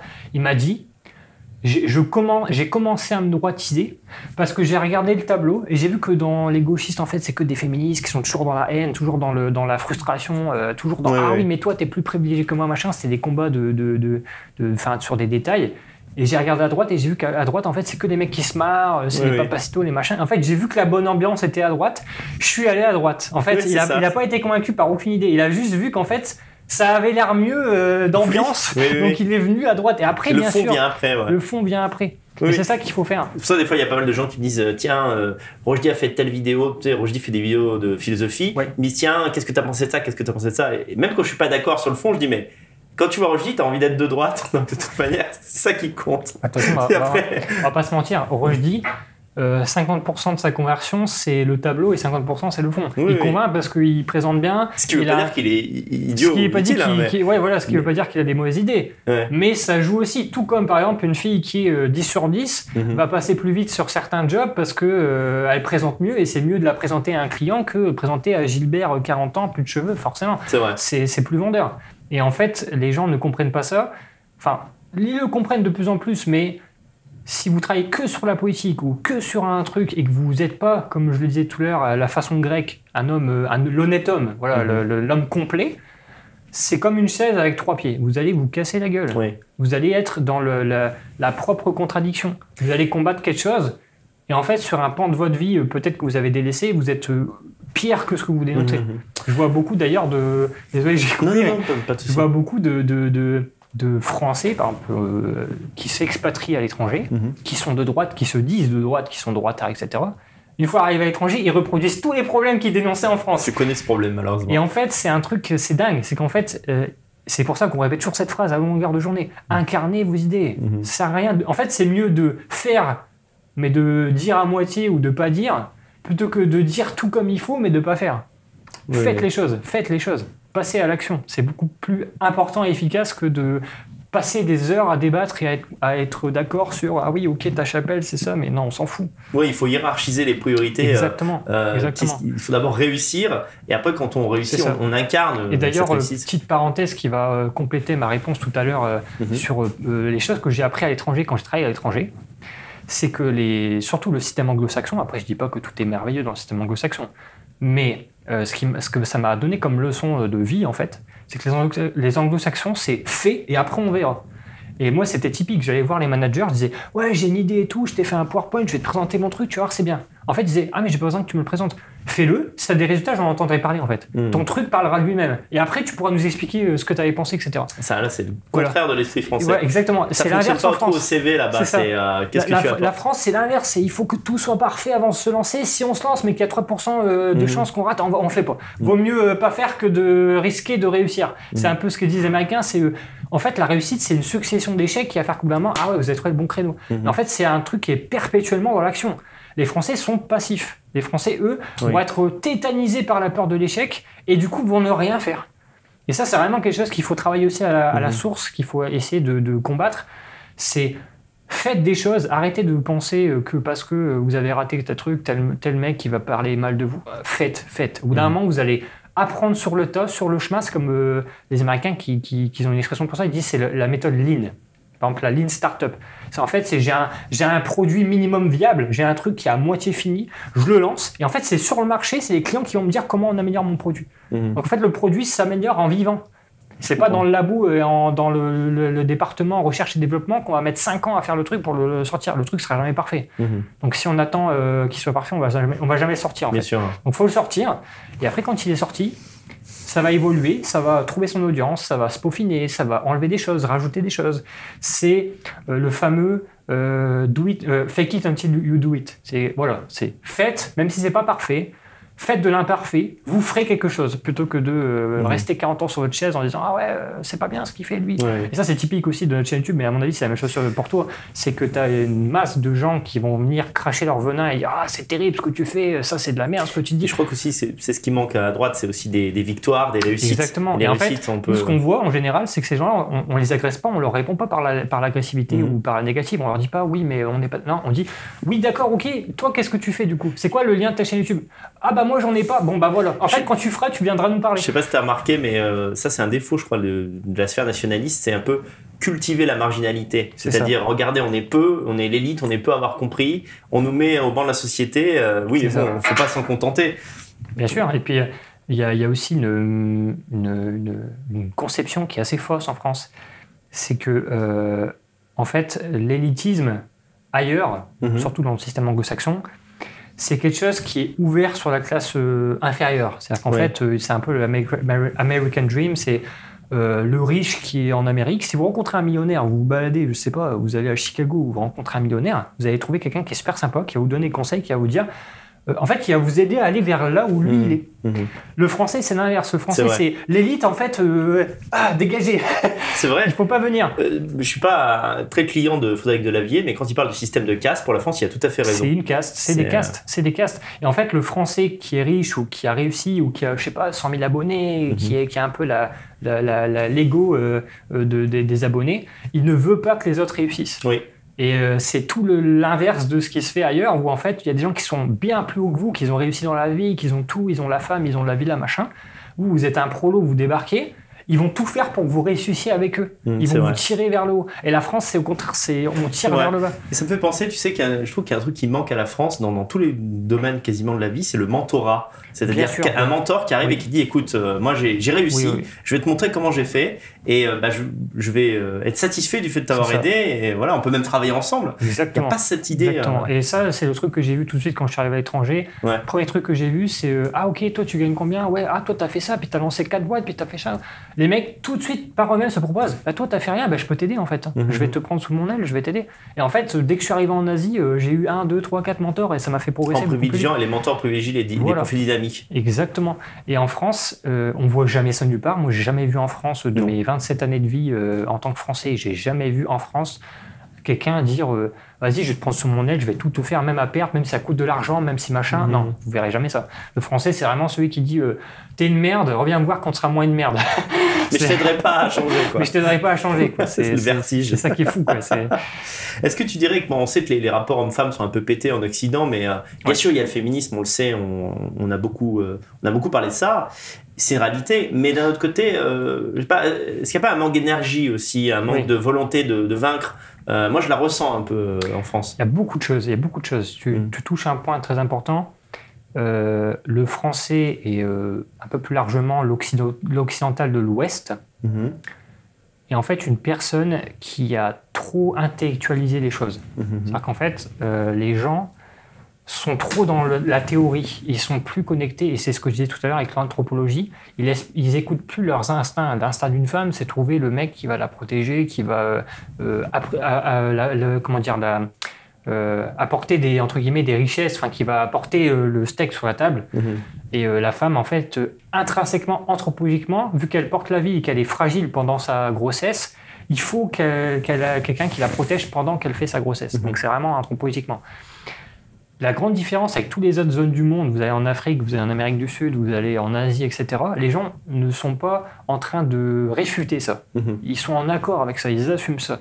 La femme veut quelque chose, l'homme veut quelque chose. Et il n'y a qu'en Europe de l'Ouest, donc c'est assez petit, parce que vous allez en Pologne, vous allez en Ukraine. Mais c'est les pays qui comptent, qui ont encore de la richesse. Voilà, c'est tout petits pays qui ont été très industrialisés très vite en Europe de l'Ouest, qu'ils ont trop théorisé les choses et qu'ils ont commencé à vouloir mettre du froid et du raisonnement dans justement du chaud, de l'humain, de la relation. Et ça, c'est impossible, parce qu'en fait, vous allez vouloir, entre guillemets, refroidir quelque chose qui, justement, ne doit pas être refroidi. Et c'est pour ça qu'on voit des gens qui deviennent quasiment soit asexués, c'est-à-dire qu'ils sont complètement coupés de toute envie, ils n'ont plus envie, ils donnent plus envie en plus aux autres, soit qui sont, à l'inverse, complètement perdus en termes de sexualité. C'est-à-dire qu'ils sont en mode « ouais, moi je suis un non-binaire, moi je maintiens la fille comme un artichaut ». Et en fait, il y a plus, ils n'écoutent plus leur corps. C'est quand tu es un homme ou quand tu es une femme, tu nais, si tu écoutes entre guillemets tes pulsions, mais c'est un mot très, très mal vu en France, mais si tu écoutes un peu ton instinct de ton propre sexe, tu vas être amené naturellement à aller vers quelqu'un. Si au contraire tu théorises trop, tu réfléchis trop, tu vas faire des trucs qui vont trop... C'est typique, par exemple typique qui parlera aux gens, le mec qui va aborder une fille, qui parle à une fille et qui réfléchit trop, qui est trop dans sa tête, il va faire de la merde. Il va clairement faire de la merde. Il va chercher ses mots, il va dire... en fait, ça va lui tirer une balle dans le pied. Alors que le mec qui est en mode « j'ai rien à perdre », la fille, je l'aime bien, je vais la voir, je lui parle. La fille, elle va tellement pas avoir l'habitude d'avoir un mec qui est en mode c'est toi ou c'est celle d'à côté, je m'en fous. Elle va aller directement vers ce mec-là. Et après, les gens, ils vont faire des discours en mode pourquoi les filles, elles choisissent que les connards? Non, elles choisissent pas que les connards. Elles choisissent les mecs qui assument ce qu'ils sont. Ils n'ont pas peur de dire toi, t'es une merde, toi, t'es pas une merde. Toi, je te respecte, toi, je te respecte pas. Parce qu'en fait, ils sont dans une énergie masculine. C'est ça que cherche la femme. inversement pour les hommes. Les hommes détestent les femmes qui sont très masculines. C'est un couple en vie, c'est un couple amour. Ou enfin, un homme qui a encore plus de caractère. Ah ouais, sinon il faut vous trouver un mec qui fait 2 mètres 80 kg, mais enfin 80 kg, 180 kg, mais typiquement, moi, quand je vois des femmes qui ont une coupe de cheveux d'hommes, qui se comportent comme des hommes, qui sont très carriéristes, qui ont une énergie masculine, ils dégagent rien de féminin. En fait, ça coupe l'amour direct, ça vous donne pas envie d'être avec une femme comme ça. Et aux États-Unis, ils sont très au courant de ça. Il y a des podcasteurs, des youtubeurs qui parlent d'énergie féminine, c'est-à-dire qu'ils disent développez votre énergie féminine. Des hommes qui disent ça aux femmes, qui disent développez votre énergie féminine. Pourquoi ? Parce qu'on est des méchants, des gens dans le patriarcat. Parce qu'en fait, vous êtes toute seule. Parce que justement vous masculinisez dans votre façon d'être. Il y a par exemple un youtubeur, j'ai oublié son nom, c'est Kevin quelque chose, qui tient une énorme chaîne YouTube aux États-Unis qui donne des conseils aux femmes. Et c'est pas lui qui va, tel un méchant patriarcat, dire aux femmes comment il faut faire. C'est les femmes qui le contactent et qui l'appellent et qui disent Kevin, je sais pas pourquoi, je trouve pas d'homme dans ma vie, j'ai tout dans ma vie, j'ai une bonne carrière, j'ai une bonne machin, je gagne bien ma vie, tout va bien, mais j'ai 35 ans, je suis toujours tout seul, ça commence à chauffer là. Et Kevin, il lui dit ouais, il y a quoi qui va pas, il y a quoi ? En fait, c'est que tu te comportes comme un homme. Tu veux être le boss dans le couple, tu veux machin. Et en fait, à chaque fois, elles sont là en mode ah bah oui, j'ai redécouvert l'eau chaude. Bah oui, forcément. Et en fait, c'est soyez en accord avec vous-même. Et on revient au conservatisme. Plus vous écartez des fondements des choses, plus vous écartez de la nature, entre guillemets, plus vous allez dans de l'anomalie. Et ça, c'est une vraie valeur, entre guillemets, dans l'état d'esprit conservateur, c'est que quand quelque chose, peu importe si c'est bien ou mal du point de vue construction sociale, quand vous éloignez de la nature, vous allez sur quelque chose qui va forcément donner du mauvais au bout d'un moment. Toujours. Et que ça soit avec l'écologie ou... Il y a 50 exemples. Il faut dire aussi, c'est pas que les individus qui sont responsables, parce quand l'État encourage aussi sur une situation. En France, une mère de 2 enfants célibataires est encouragée économiquement à le rester. Et moi, j'ai souvent connu des nanas qui, j'étais avec un mec qui pouvait être insupportable, donc la séparation est légitime. Et après, elles sont toutes seules, elles gagnent suffisamment d'argent, elles n'ont même pas à travailler. Et au bout de 5-6 ans, il y a un truc qui va pas. En fait, elles sont pas heureuses en fait. Ça, les gènes parlent. Elles sont pas heureuses, elles cherchent un autre mec et tout. C'est ça, mais j'en vois tellement des filles qui ont 30 ans, elles ont le petit profil CSP+, elles pensent que ça y est, elles ont marché sur le monde, quoi. Et à 30 piges, en fait, elles tournent en rond. Elles se disent, mais en fait, il y a un truc qui va pas quelque part. Mais oui, parce qu'en fait, ton rôle anthropologique, c'est pas d'aller bosser à l'usine ou d'être à la firme de je sais pas quelle banque. C'est de fonder une famille. C'est ça ton rôle. C'est ce que, si vous êtes religieux, c'est le rôle que Dieu vous a donné, en fait. C'est la femme donne la vie, l'homme, entre guillemets, protège la vie, c'est le protecteur. Et c'est une équipe. C'est vous allez ensemble, c'est complémentaire, c'est 2 sexes qui se complémentent. Si l'homme est tout seul, ça se casse la gueule. Si la femme est tout seule, ça se casse la gueule. Donc c'est vraiment une équipe. Et on voit typiquement le camp du bien qui veut opposer justement les sexes, qui veut dire non, il y a des conflits entre hommes et femmes. Réveillez-vous à un moment, essayez de comprendre justement qui veut vous faire détester qui et qui au contraire veut vous faire aimer la complémentarité. Ça ne veut pas dire qu'il y a des exceptions. Il y a eu des femmes qui ont été grandes scientifiques, etc. Oui, bien sûr. Moi, je dirais aux gens, il faut écouter votre bonheur intérieur. Ça, bien sûr. Si vous arrivez vous n'avez besoin de personne pour être heureux, voilà. C'est votre vie. Après, c'est individuel. Il y a des gens comme ça, qui arrivent tout à fait qui sont pleins d'eux-mêmes en quelque sorte et qui n'ont pas forcément besoin de former un couple. Les introvertis, ils ont un monde intérieur. Mais en général, quand on est un homme et qu'on est célibataire, on n'est pas heureux, et inversement quand on est une femme. Exactement. Alors, j'ai cru comprendre que tu étais tenté par l'expatriation. Oui, tu parler de ça. Je suis un ancien expatrié déjà, ce n'est que partie remise. c'est toujours en fait, c'est les aléas professionnels. Je vais travailler pour telle entreprise. L'entreprise est satisfaite, ils vont me renvoyer en mission ailleurs 6 mois et puis après le contrat. Est-ce que tu peux dire dans quoi tu travailles ? Bien sûr. En fait, je travaille dans l'IT. Donc l'IT, c'est un peu un terme barbare anglophone. Ça fait peur, mais en fait, c'est très simple. C'est toutes les technologies liées au numérique. Donc ça peut être créer un logiciel, créer une application que vous avez dans le téléphone, je sais pas, Uber. Ça peut être, je sais pas, créer le prochain grand site pour telle grande surface. Voilà. En fait, c'est tout ce qui va être plus ou moins dans l'ordinateur, entre guillemets. D'accord. Donc, je travaille dans cette large industrie-là. Et au gré des projets, je m'expatrie en suivant les projets, forcément. Et après, bien sûr, je ne suis pas esclave du projet. On ne m'envoie pas dans les endroits où je n'ai pas envie d'aller. Je peux dire non. Mais j'aurais souvent la tendance à me dire, moi, je veux aller plus ou moins dans ces pays-là. Donc, je vais me faire une liste de pays où je veux vivre, au niveau culturel, au niveau plein de choses. Et ensuite, je vais soumettre ces idées-là aux recruteurs, aux gens qui vont aller chercher du projet ou qui vont me proposer des projets. Et de là, après, je vais choisir. Donc, au niveau de l'expatriation, je suis, d'ailleurs, c'est assez atypique, entre guillemets, mais même si je suis un conservateur depuis toujours, j'ai toujours été attiré par justement tout ce qui n'était pas européen. J'étais très attiré par l'Orient, par l'Égypte antique, par l'Asie, tout ça. De ma naissance jusqu'à mes 20 ans, j'étais passionné de la Chine ancestrale, voilà, c'est quelque chose qui m'intéresse beaucoup. J'ai dû lire une 30aine de livres sur l'Égypte antique, Christian Jacques. Le romancier sur l'Égypte. Donc, j'ai été très tourné vers l'Orient. Et en fait, dans ma liste des pays où je voulais absolument travailler, c'était les pays d'Asie. Donc, je suis allé en Asie, je voulais un peu voir l'inverse de ma culture. Donc, j'ai été servi, j'ai vu, c'était notre planète. Et après que j'ai fait un peu mon tour et mon parcours professionnel, il y a la force des choses qui a joué, c'est qu'en fait, en étant en Asie, j'ai travaillé dans des très grandes équipes parce que j'ai travaillé dans certaines boîtes où il y avait 300 personnes dans un bureau. Donc forcément, on rencontre des gens qui font la même chose que moi, qui viennent de partout dans le monde pour travailler en Asie. Et j'ai rencontré des gens, c'est là où j'ai fait des grosses rencontres qui m'ont vachement impacté. Pour toute la suite après, on pourra en reparler, c'est que j'ai rencontré des gens qui étaient slaves. Donc, des Hongrois, des Bulgares, des Croates, des Polonais. Pourquoi ces gens-là étaient en Asie? Parce qu'en fait, il faut le savoir, la zone d'Europe de l'Est, cette zone plus ou moins là, a très bien travaillé et beaucoup investi sur ce secteur-là, sur l'IT, sur le numérique, etc. Si vous allez... C'est vrai, en Roumanie, c'est le cas aussi. Ouais, voilà, si vous allez en Roumanie, si vous allez en Pologne, vous allez voir qu'il y a des bâtiments entiers de start-up IT qui font des applications, des logiciels, des machins. Pourquoi? Parce que cette zone-là d'Europe coûte moins cher qu'en France ou en Angleterre. Donc en fait, un développeur qui est tout aussi compétent qu'un développeur français, en France, il va coûter 4 000 € par mois.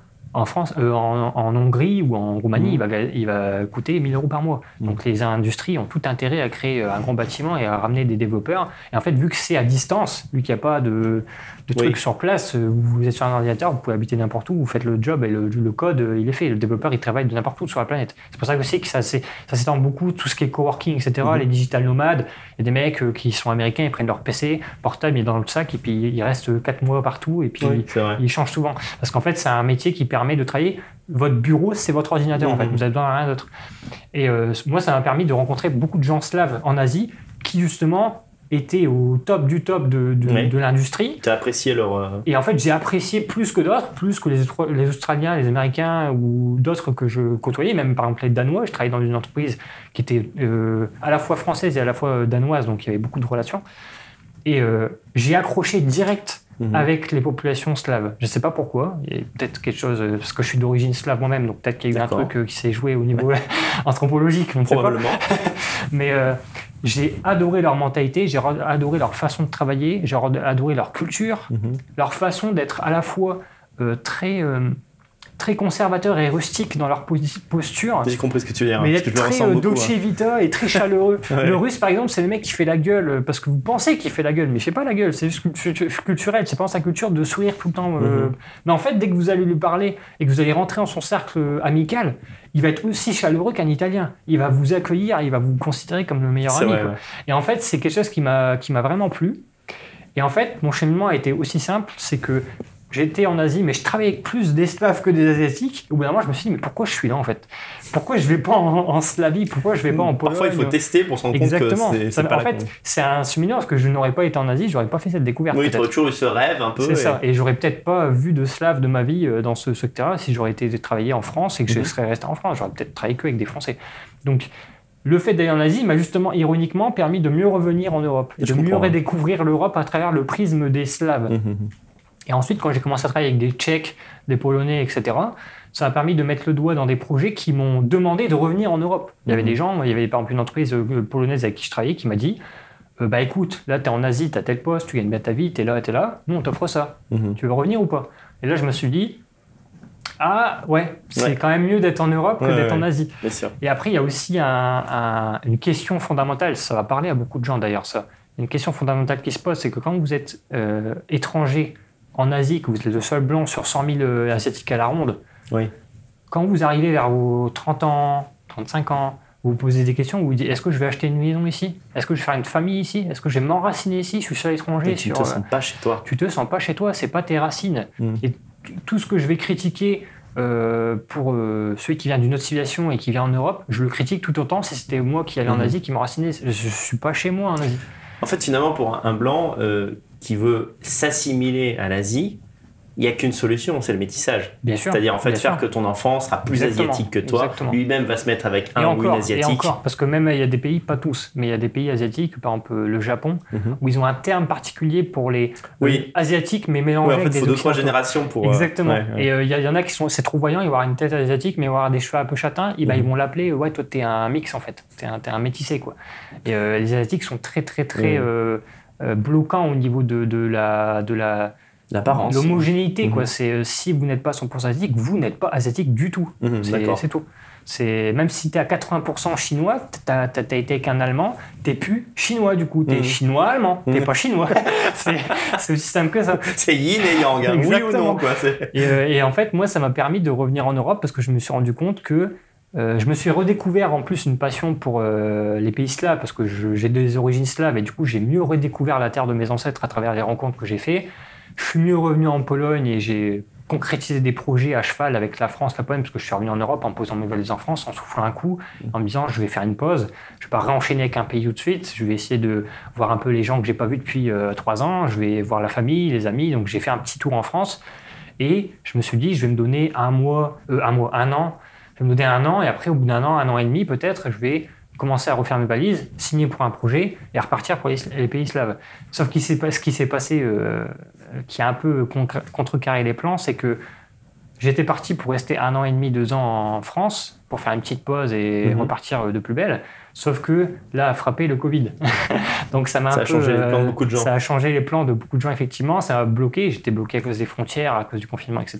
Ce qui fait que j'ai dû décaler un peu mon départ en Slavie. Et ce qui est amusant, c'est qu'en fait, j'ai trouvé du temps pour justement approfondir mes connaissances sur les pays slaves. J'ai creusé beaucoup plus l'histoire de la Russie, l'histoire de la République tchèque, l'histoire de tous ces pays-là. Et en fait, en creusant, je me suis découvert des pays qu'au premier abord, j'aurais pas forcément apprécié. Et j'y suis allé en visite où j'ai été, par exemple, j'ai visité la Pologne ou d'autres pays comme ça. Et après, je me suis redécouvert une deuxième fois des passions, mais cette fois-ci pour des pays slaves particuliers, pas pour tous les pays slaves. Et là, j'ai pu décider, pour répondre à ta question de base, de l'expatriation, en fait, j'ai décidé de dire, OK, je prends ce pays, j'y vais. En l'occurrence, le pays sur lequel je me dirige là pour les 2-3 prochaines années et que je pense que je vais rester 2-3 ans, c'est la Bulgarie. Donc la Bulgarie qui est à côté de la Roumanie. Et c'est un pays qui est très avantageux au niveau de l'IT, de mon industrie. C'est un pays qui est avantageux même au niveau du coût de la vie, du cadre de vie. C'est un pays qui a un énorme potentiel devant lui, qui a de belles années devant lui. Et c'est le pays, je pense, où je vais rester quelques années avant de peut-être aller suivre un autre projet dans un autre pays slave. Mais bon, après, à un certain moment, je pense que je vais me bloquer dans un pays et ne plus bouger. Mais bon, il faut profiter aussi d'être jeune pour faire des expériences et ne pas... Oui, tu as moins de 30 ans, tu as 27 ans. J'ai 27 ans, donc... ça serait bête de se dire je peux voir autre chose, mais non, je reste là et je rate, ça serait mourir con, entre guillemets. Donc autant visiter plus de pays possible pendant que je suis encore jeune et que j'ai pas encore d'attache, pour qu'une fois que j'ai vu 15, 20, 30 pays, je me dise ok, je les ai tous vus, je vois après celui sur lequel je veux mourir. C'est le foyer qui décide ensuite. Je veux m'enraciner dans celui-là parce que j'ai quand même un panel assez important pour me faire un vrai avis. Pas juste dire j'ai visité 2 pays, c'est l'un ou l'autre. Non, j'ai vu quand même beaucoup de pays, donc je peux en connaissance de cause, choisir ce pays-là et décider de fonder ma famille, que mes enfants soient, par exemple, russes ou polonais, et changer de destin national, vraiment changer de destin national. D'accord. Voilà. Alors, on a fait un premier tour d'horizon assez sympathique. Comment on rejoint The Conservative Enthusiast? Moi, il y a une chaîne YouTube, je vais mettre le lien, évidemment. Vous avez un site aussi. N'hésite pas vraiment à bien présenter tout ce que vous faites. Alors, on est assez costaud en termes de structure, même si on n'est pas costaud en termes de nombre de vues. Enfin, après, je sais pas, peut-être que si vous regardez la vidéo... C'est de plus en plus difficile. Il y a beaucoup de concurrence. Votre chaîne, elle n'est pas vieille. Bon. C'est ça. Mais on va dire qu'au niveau structurel, on est un navire amiral, quoi. Parce que on a une façon de traiter le contenu et on a une façon de se présenter que vous ne verrez pas ailleurs, en fait, tout simplement. Vous pouvez chercher, je ne pense pas que vous trouverez. C'est qu'en fait, on a une plateforme qui est pensée un peu comme une sorte de Netflix de droite. C'est-à-dire que vous allez sur le site, vous allez avoir plein de contenus gratuits. Vous allez avoir des articles, des émissions, des vidéos qui sont aussi sur YouTube, qu'on met en même temps dans le site, qui sont gratuits. Vous allez pouvoir vous balader, vous faire un avis et commencer à apprendre déjà des choses sans dépenser le moindre centime. C'est déjà l'un des gros avantages, c'est que chez nous, 50% du contenu est gratuit, 50% du contenu est payant. Il faut bien d'ailleurs pour se faire connaître. C'est exactement. Normal. Et ça permet aussi, parce que comment convaincre les gens et comment les convaincre de dire je m'abonne s'ils ne peuvent même pas voir ce que vous faites à la base. Donc forcément. Donc les gens, ils peuvent entre guillemets se faire un cheminement personnel et apprendre ce qu'ils veulent à la carte sans payer en allant sur la plateforme qui est assez costaud. Pourquoi elle est costaud ? Parce qu'une fois que vous passez le pas et que vous vous abonnez, là vous allez avoir accès à une sorte de plateforme qui ressemble un peu à une plateforme de cours en ligne. Vous avez un catalogue avec plein de conférences, plein de choses, de contenus qui sont premium, donc qui sont beaucoup plus costauds que les trucs gratuits, qui font 3-4 heures des fois, des grosses conférences. Et à la carte, vous allez pouvoir prendre les contenus qui vous plaisent et les approfondir. Et là ça change de YouTube ou de n'importe quelle chose. Quand tu as dit Netflix, on part sur un divertissement, c'est des formations. C'est quand même, en fait, quand je parle c'est de la Netflix, nourriture pour droit tard. C'est ça. Quand je parle de Netflix, parce que j'ai peut-être le... Non, tu as le schéma, le schéma structurel. J'ai le schéma structurel. Oui. C'est pas du tout Netflix en termes de contenu, mais c'est Netflix dans la façon de structurer et de présenter. Et du coup, vous allez pouvoir apprendre via cette plateforme qui a un espace qui est privé, où vous allez payer un tout petit abonnement mensuel pour avoir accès à tout le contenu. Donc déjà, c'est énorme parce que quand vous regardez par exemple ce que fait Netflix à 8 € par mois, vous avez accès à que des films. Nous, vous allez avoir accès à des quiz, des supports, des PDF, des conférences vidéo, des conférences audio, des podcasts. En fait, il y a tellement de choses, des articles aussi. Des fois des essais qui sont très costauds. Enfin, il y a plein de types de contenus qui vont être tous au même endroit. Et en plus, c'est vous qui choisissez à la carte ce que vous pouvez aller chercher. Donc, si par exemple vous voulez vous intéresser uniquement à la philosophie et l'histoire, ça vous intéresse pas, la politique, ça vous intéresse pas, vous êtes libre d'aller chercher ce que vous voulez. Et en fait, dans la plateforme, ce qui est bien, c'est qu'une fois que vous passez le pas et que vous êtes premium, le contenu, il est tellement en constante augmentation, un peu comme Netflix, on y revient, ce qui fait que la plateforme publie plus de choses que vous avez le temps d'en regarder. En fait. Oui, donc il y a le choix. Donc il y a vraiment le choix. Ça ne fait qu'augmenter. Là, au moment où je parle, peut-être que 4 jours après, il y aura une conférence qui sera sortie. Ça ne fait que publier. En plus, on a un rythme moyen de 1 contenu par jour. Donc, c'est pas forcément tout le temps, de manière stricte, un contenu chaque jour, mais c'est une moyenne d'un contenu par jour. C'est-à-dire que des fois, on va faire 3 par jour et voilà, pas 2 jours. On va faire le vendredi 0, mais le samedi, on en sort 3 d'un coup. Je comprends. Donc, c'est irrégulier, mais c'est assez constant dans les semaines, parce qu'en fait, chaque semaine, vous êtes sûr qu'il y a au minimum 4 contenus qui sortent. Donc, c'est le grand minimum. Déjà, 4 contenus par semaine, il faut les digérer. Et dans la moyenne des choses, on est plutôt vers 5-6 contenus par semaine. Donc, on va vous faire 4 articles par semaine, plus une vidéo sur YouTube, plus une conférence. Donc, ça vous fait quand même beaucoup à assimiler. Et tous les abonnés qui sont membres premium, qui payent tous les mois, nous le disent. C'est incroyable, les mecs sont toujours comme ça, en mode « Ouais, j'arrive pas à lire, à digérer plus vite. Vous faites plus vite que ce que j'ai le temps de faire. » C'est de la psychologie. La profusion du contenu aussi rend satisfait d'être abonné, même si on ne peut pas tout voir. Et ensuite, pour répondre plus profondément à ta question, notre créneau ensuite, c'est pas de faire du contenu un peu qui vous abrutit ou qui vous divertisse en plus, ou même à la limite qui vous fait de la vulgarisation, ou vous donne 2-3 concepts, vous avez appris un peu, mais sans plus. Non. Là, on est. S'il y a un endroit où il faut vraiment vous poser pour apprendre, c'est bien cet endroit-là, justement. C'est bien The Conservative Enthusiast. C'est une plateforme où on ne fait pas de la vulgarisation. On va prendre le vrai sujet, on va y aller. On va se remonter les branches et on va dire on a pris 6 livres qui font chacun 300 pages sur le sujet de, je sais pas, l'économie médiévale de 1200. On vous a fait une conférence de 6 heures. C'est pointu. S'il faut 4 heures pour en parler, il y a 4 heures. S'il faut 4 heures, il y a 4 heures. Et on ne va pas pré-mâcher le truc pour vous prendre pour des cons et vous dire qu'en fait, vous n'êtes pas complètement compétent pour apprendre. Non, on va vous apprendre le truc. Je comprends. C'est pas l'esprit Doc 7, un top 7. Pas du tout. Là, on est loin d'un Nota Bene, etc. On va vraiment essayer de vous donner une vraie culture générale. Et on voit la différence. Ça, c'est frappant. Peut-être que sur le long terme, ça va se dessiner de plus en plus. Les gens qui sont abonnés chez nous depuis 3, 4, 5 mois, par exemple, ils ont une différence de culture générale qui est astronomique par rapport aux autres gens qu'on voit qui sont hors du système TCE. Quoi. On voit des jeunes qui nous ont rejoints, qui étaient au lycée, à l'université, qui ont 20 piges. Ils n'avaient pas lu le livre, ils n'avaient pas de culture générale, ils n'avaient pas de culture politique. Depuis qu'ils nous ont rejoints, 5-6 mois après, les mecs, ils te citent du Baudelaire, du Chateaubriand, puis en plus, dans telle année, ils ont une culture générale qu'ils ont réussi à bâtir de manière tellement rapide que ça en devient vraiment impressionnant. Et c'est ça, en fait, la grosse plus-value de la plateforme au final, parce que tout le monde fait du contenu sur Internet. Vous allez pouvoir vous perdre dans YouTube et il y a des milliers de conférences si vous voulez. Mais qu'est-ce qui fait que chez nous, ça va être beaucoup plus intéressant qu'ailleurs? C'est qu'en fait, on a cette notion de, comme tu l'as dit, faire quelque chose de complet. On va toucher à la fois comment bien s'habiller, mais en même temps, comment connaître ton histoire nationale, mais aussi ton histoire européenne. Et en même temps, faire de la philosophie. En même temps, connaître la musique classique. En même temps, connaître le cinéma. En fait, on a vraiment un socle de culture générale complet. Ça, c'est la première chose. Et qu'en plus, ce qui fait que c'est très différent de ce que vous avez trouvé ailleurs, c'est que c'est axé pour vous faire gagner du temps. Oui. Donc en fait, on ne va pas vous abrutir avec une vidéo de 2 heures juste parce qu'on voulait faire une vidéo de 2 heures. C'est l'inverse. On va prendre des choses qui sont très longues et on va essayer de les condenser pour que 4 livres que vous aurez pris 2 mois à lire, ça vous fait juste une conf de 4 heures. 4 heures, c'est torché, vous avez lu les 4 livres en fait. Et en fait, on a vraiment cette notion de vous faire gagner du temps dans votre apprentissage. C'est quelque chose qu'on met beaucoup par exemple sur le site. C'est souvent marqué. En fait, qu'est-ce qu'on vous vend? 5 € par mois, on ne vous vend pas telle vidéo, tel machin.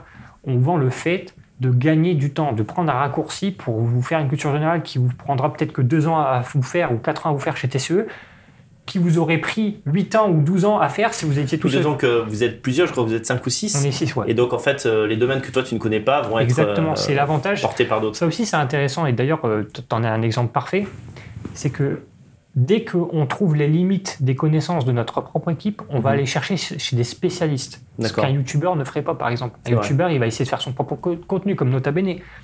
Nous, ce qu'on va faire, c'est, OK, on n'est pas du tout des experts sur l'histoire de la Turquie, de machin. On va aller chercher le spécialiste de la Turquie. Et en fait, le fait que justement on ne soit pas un youtubeur qui est très centré sur sa personnalité à lui et sa façon de faire lui, mais qu'on soit une plateforme non personnelle, c'est-à-dire que c'est pas rattaché à une personnalité en particulier, c'est une plateforme ouverte à tout le monde, ça permet justement de prendre quelqu'un et de dire toi tu es l'expert de ça, viens et explique à notre audience, vu que tu es le meilleur placé pour le faire, ce sujet-là. Et comme on ne fait pas de la vulgarisation, c'est top, parce qu'en fait on peut inviter des gens de tous les horizons.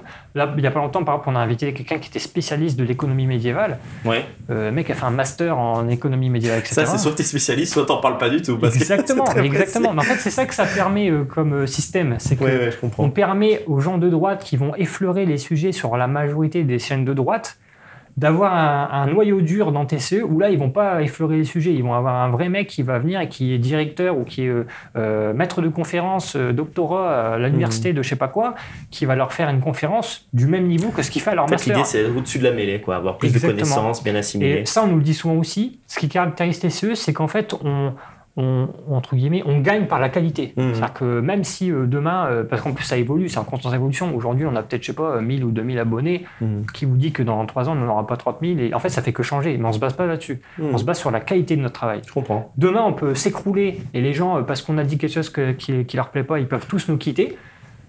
Si la qualité sera là. Si je peux te rassurer et rassurer ton équipe, quand il y a de la qualité et quand il y a de la production, il n'y a jamais un échec total. Les gens sont là. Et ça, on nous le dit souvent. On nous dit tout le temps, TCE, en fait, vous allez gagner le terrain, vous allez même dépasser certains. Même si vous avez moins d'abonnés qu'eux, vous allez les dépasser parce que vous les battez par la qualité. Même en influence, ouais. Exactement, vous les battez par la qualité. Et là, par exemple, on a des relations avec beaucoup de gens de plein de milieux de droite, très très larges. Ouais. Tout le monde nous dit ça, même des gens qui sont depuis 20 ans dans le milieu, qui sont journalistes, etc. Ils nous disent, waouh, vous nous battez par la qualité, en fait. Vous faites quelque chose qui... En fait, on sent que vous prenez, ils nous disent toujours ça, on sent que vous prenez plus de temps pour faire la chose, pour être sûr à 100% et vérifier 10 fois que le truc soit correct. Ce que ne pourra pas faire un journaliste, c'est pas que c'est sa faute, c'est qu'il est dans la course à l'info. Il reste dans la surface. Voilà, il pourra pas vous poser un truc hyper compliqué s'il doit vous courir et vous produire de la news tous les jours. Parce que le temps qu'il fasse quelque chose, il y aura déjà une news qui sera sortie, il peut pas se permettre ça. Nous, en fait, c'est ça qui est intéressant aussi, c'est qu'on n'est pas un journal. On fait pas de l'info, on fait des sujets de fond. Et on revient encore une fois à mon raisonnement qui fait qu'on tape dans la source, on tape pas dans les symptômes.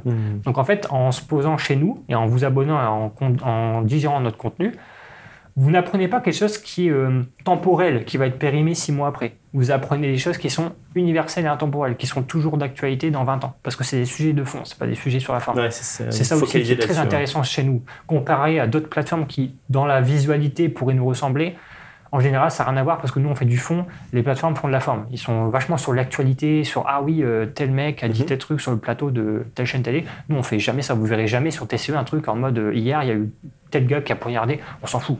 On fait des sujets de fond. C'est ça qui est très intéressant aussi. Et c'est pour ça qu'on aime bien les créateurs comme toi. C'est parce qu'en fait, on essaye d'inviter des gens qui vont venir et qui vont parler à la jeunesse, parler à une certaine audience sur des sujets vraiment qui sont, comment dire, qui sont intemporels en fait. On va pouvoir revenir sur ta vidéo. Dans 6 ans, la vidéo sera toujours d'actualité. Oui, à travers les questions que vous avez choisies aussi, ça joue. Hein. Et c'est typique dans les questions qu'on te posait. On faisait exprès de te poser des questions pour que tu ailles creuser sur la situation européenne ou des choses comme ça, pour pas que dans 3 ans, on réécoute l'audio et qu'on se dise beaucoup de gens m'ont dit, moi j'ai fait des milliers d'heures de vidéos, mais c'est une vidéo ou un entretien où on était vraiment dans la profondeur, on t'avait jamais entendu parler de ça, mais parce que l'animateur aussi a un rôle à jouer à travers les questions qu'il choisit. Hein. C'est pas un one-man show. Hein, voilà. C'est ça, exactement. Et en fait, c'est le travail de l'animateur de guider le spécialiste pour lui faire cracher, entre guillemets, la soupe, pour lui faire cracher ce qu'il doit dire, parce qu'il n'y a que lui qui le connaît et que l'audience ne pourra pas aller trouver ailleurs. Quand on invite, je sais pas, je prends un exemple au hasard, on invite Thomas Ferrier, c'est notre devoir de lui faire cracher les connaissances qu'il a, que le pauvre petit droitard qui se cultive n'arrivera pas à trouver ailleurs, parce qu'il n'y a que Thomas Ferrier qui pourra lui pondre cette théorie ou cette connaissance ou ce machin. Je comprends. Donc c'est vraiment ça qu'on veut tirer de cette plateforme, c'est faire un socle de culture générale et vous faire gagner du temps pour que vous puissiez apprendre beaucoup en peu de temps. C'est vraiment ça la signature, entre guillemets, de ce conservateur enthousiaste. Eh ben écoute, parfait. Tu ne pouvais pas mieux présenter votre travail, pas seulement le tien, mais celui de ton équipe. Vous aurez tous les liens nécessaires en description de vidéo, pas seulement la chaîne YouTube du Conservatif Enthousiaste, mais également le site où vous trouverez du contenu public et du contenu privé. À vous de vous faire votre avis. En tout cas, j'étais ravi de te recevoir. Merci beaucoup à toi, Daniel. C'était un privilège de me faire inviter par toi. C'est un plaisir, encore une fois, de discuter avec toi.